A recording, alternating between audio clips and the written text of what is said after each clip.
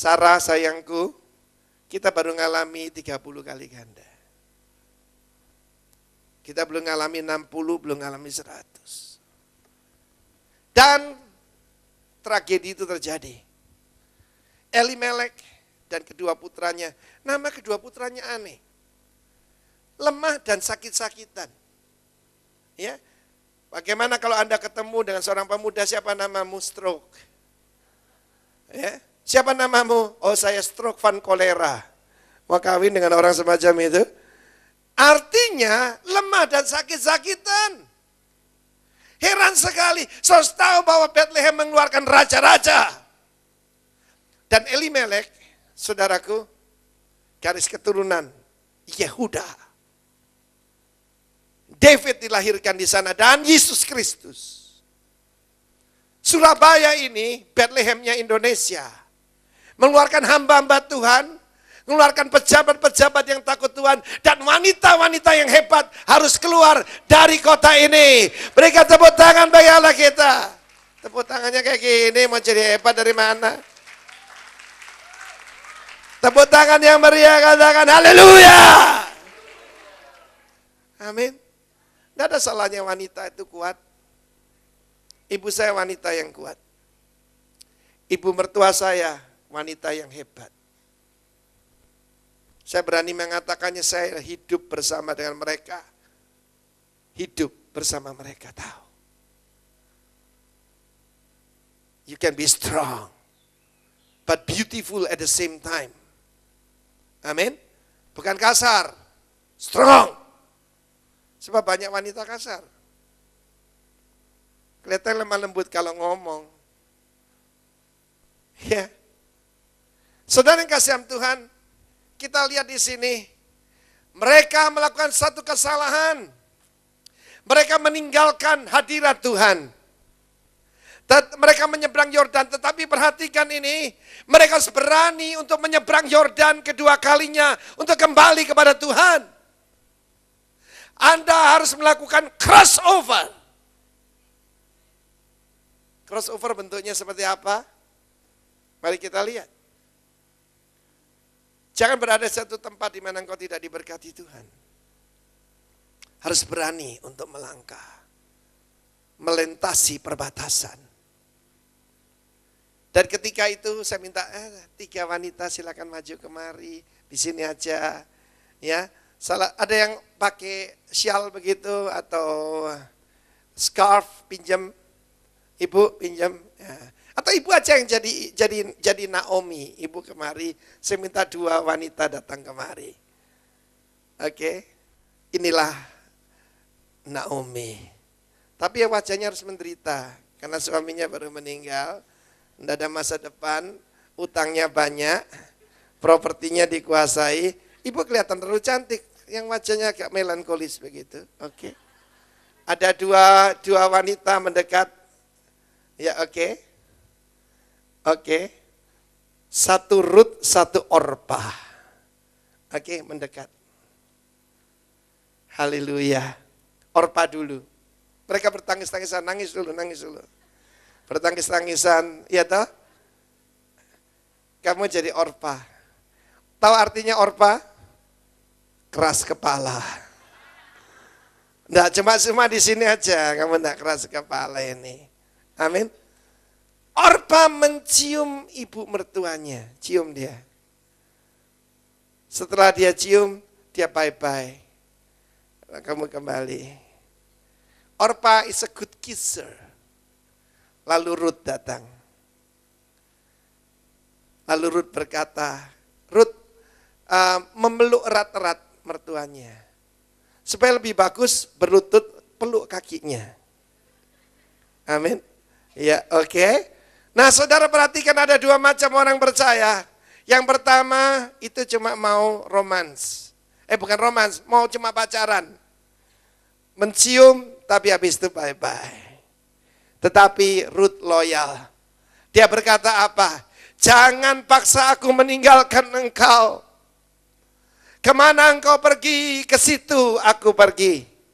Kemana engkau bermalam, di situ aku bermalam. Bangsamu, bangsaku. Allahmu, Allahku. Kemana engkau mati, disitulah aku mau dikuburkan. Amin. Itu namanya komitmen. Itu namanya loyalty. Kalau Anda mau mengalami pemulihan total, kuncinya adalah komitmen and loyalty. Yang mengerti tepuk tangan bagi Allah kita. Haleluya. Terima kasih Ruth. Nanti kita bikin sinetron, kamu cocok main. Amin. Naomi silakan kembali. Saudara, mereka berdua menyeberang Yordan. Orpa hidup dengan reason. Waduh, bocah ikut mertua, sudah melarat, enggak punya anak, utangnya banyak, dan Anda harus tahu, merawat orang tua yang kepahitan itu berat. Siapa yang mengerti? Tidak usah angkat tangan, mertuanya ada di sini atau teman mertuamu ada di sini. Saudara, orang yang pahit itu selalu, saudaraku, mengeluarkan kata-kata yang bodoh. Apa pelayanan daripada Ruth? Cuma satu, ngurusi morotuo. Amin.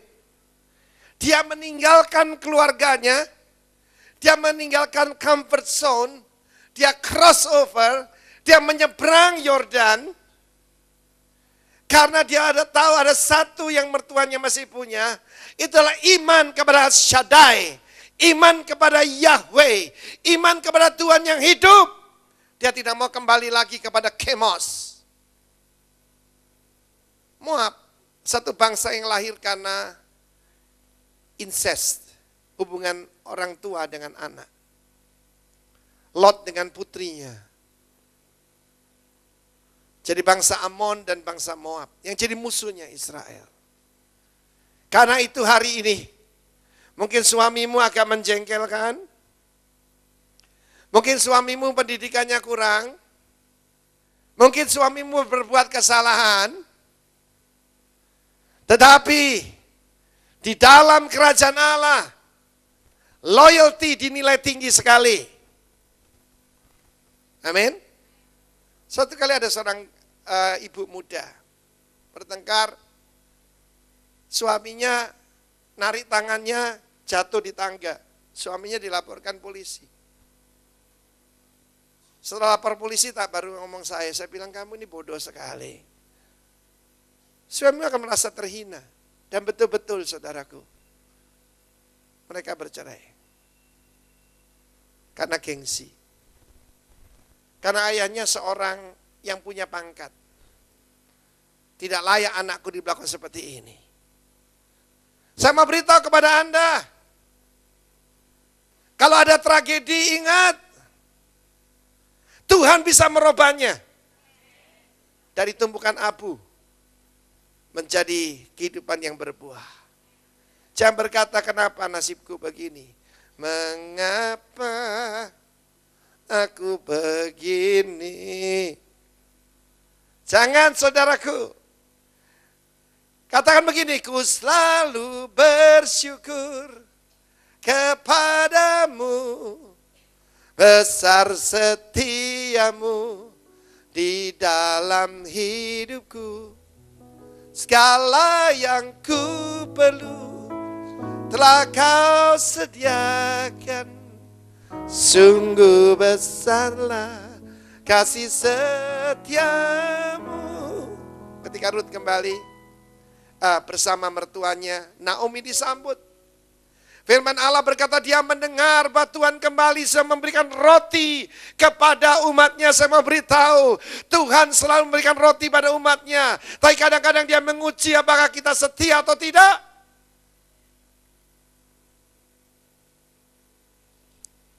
Ada beberapa wanita akan berkata, Pak Arifin belum tahu suami saya. Dia lebih rendah dari binatang. Binatang tidak makan anaknya sendiri. Saya mau beritahu kepada Anda, pandang kepada Dia yang setia, itu Yesus, Shaddai. Tidak ada yang tidak bisa dijamah oleh Tuhan. Lihat yang bicara ini. Saya bukan profil suami yang baik sebelum saya ketemu Tuhan Yesus. Saya tidak menyalahkan istri saya waktu dia berkata, I cannot live with you anymore. Kalau saya di tempat dia mungkin sudah lama-lama saya cabut, saudara. But God is faithful. Naomi menyalahkan Tuhan. Sedikit banyak nyalakan Tuhan. Aku pergi dengan penuh, sekarang aku kembali, tidak punya apa-apa. Apa betul dia tidak punya apa-apa? Dia masih punya, yaitu perjanjian dengan Yahweh. Dan Tuhan yang berjanji berkata begini, aku membangun kembali kotamu yang sudah runtuh. Aku menanami kembali tanahmu yang sudah gersang.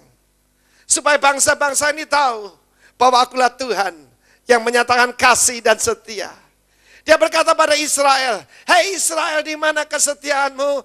Kesetiaanmu itu cuma seperti embun pagi, seperti kabut yang pagi-pagi udah lenyap. Baru ada matahari sedikit, ada berkat sedikit, atau kesesakan sedikit, kesetiaannya udah lenyap.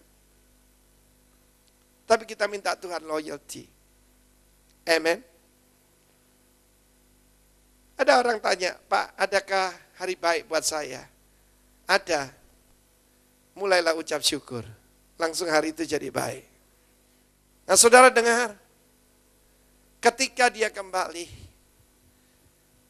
dia harus hidup sebagai orang Israel.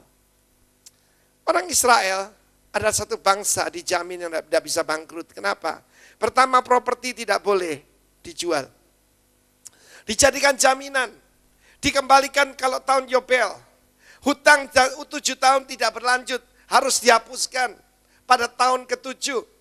Dan kepada orang miskin, kalau apabila ada orang menuai, tidak boleh dituai sampai habis. Harus ditinggalkan bagi mereka yang miskin untuk bisa memungutnya. Tapi bukan diantar ke rumah mereka. Mereka yang harus memungutnya.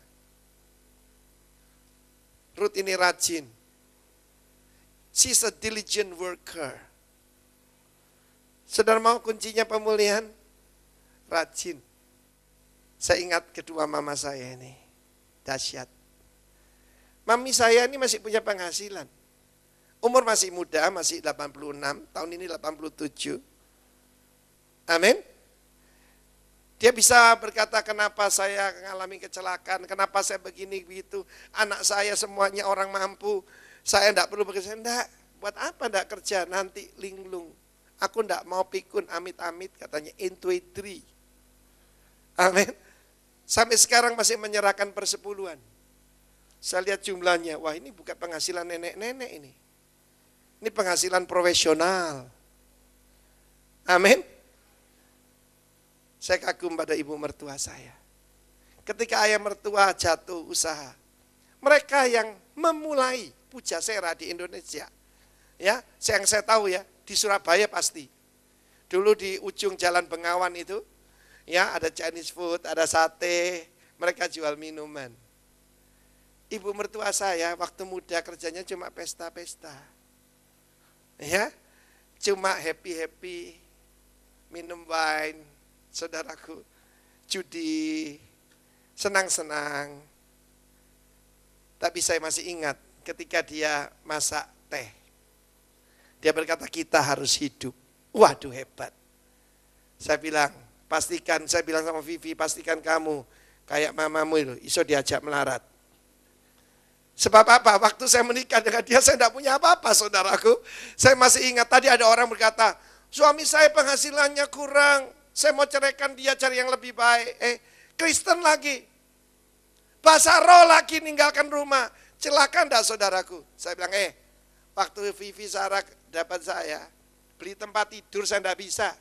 Saya pakai tempat tidur waktu saya bujangan, kecil, tapi mantenannya tambah tepak saudaraku. Tempat tidurnya kecil, tempat tidur single itu.